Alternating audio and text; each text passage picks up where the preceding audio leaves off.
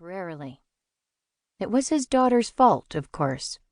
They'd run so many good men off the ranch, the pool from which to choose had gotten too small. He'd chosen wrong last time and nearly gotten his girls killed.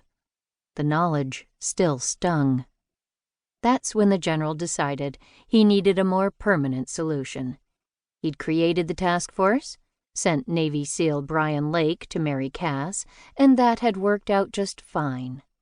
He'd sent para-rescueman Connor O'Reilly to marry Sadie, and that had worked out too. He'd sent Navy SEAL sniper Hunter Powell next, and today Hunter was marrying his youngest, Joe, which meant it was Logan's turn to head to Two Willows, although the general shared some of Corporal Myers' misgivings. "Well?" he asked when the corporal didn't answer. "Permission to speak freely, sir." "Always," the general sighed. Myers was a little too punctilious for his tastes sometimes. "Hughes isn't the kind of man Lena wants." The general straightened in surprise. "What do you know about what Lena wants?" Hell, was the man blushing? The general leaned forward. What was wrong with his corporal? "I don't know much at all. It's just from what you've said, and her photographs." He waved a hand at the photos on the wall, which depicted all the female members of the general's family. The general understood. In most of them, Lena's expression ranged from focused to, well, fierce. "Logan Hughes is more of a man than he lets on." The general hoped he was right, because God help them all if Logan wasn't. "He's a good man. You've got to give him a chance." "You think Lena is going to give him a chance?" "Begging your pardon, sir." "I said you could speak freely, Corporal." The general rubbed his chin. He looked at the documents on his desk, detailing the itinerary of his upcoming trip to Asia and the Middle East. He was getting too old for these jaunts. They used to energize him, but this time he wished... The general shook off the traitorous thoughts. He was far from old, and far from done with his career. He was simply unsettled by the violence that had plagued Two Willows recently. His daughters, and the men he'd sent to marry them, had faced off with a pack of drug dealers trying to make a move on Two Willows 3 times now. He'd like to think the matter was settled, but he doubted it.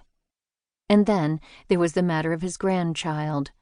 Cass was pregnant, and the thought of that baby was troubling him. Bad enough his daughters kept getting themselves into dangerous situations.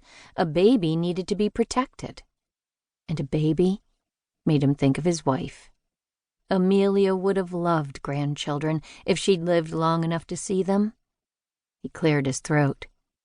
"Hughes will convince her to give him a chance," he said to Myers. "Send him in." Myers looked like he had more to say, but he retreated to the door, disappeared through it, and came back followed by a huge, barrel-chested Marine. "Morning, General," Hughes said.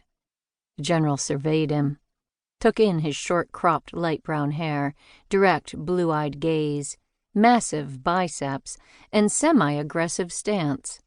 Hughes was a man who took up all the space in a room when he entered it. If he'd just shut up once in a while, he might have made a hell of a career in the military. As it was, he'd done fine, up until the day he'd punched the lights out of a sergeant major. That was 6 months ago. Hughes claimed he'd done it to break up a domestic dispute between the major and his wife. The major and his wife had a different take.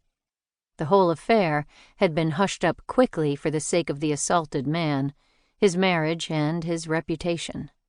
Hughes found himself looking at a premature end to his military career.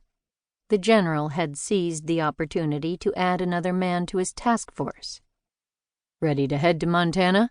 the general asked. "All packed, sir." "And you understand your mission?" Hell, was the fucker grinning? The muscles in the general's jaw tightened. "Subdue your daughter, sir. Lock her up in chains of matrimony. Hand back your ranch. Proceed to enjoy the hell out of myself, sir." Jesus Christ.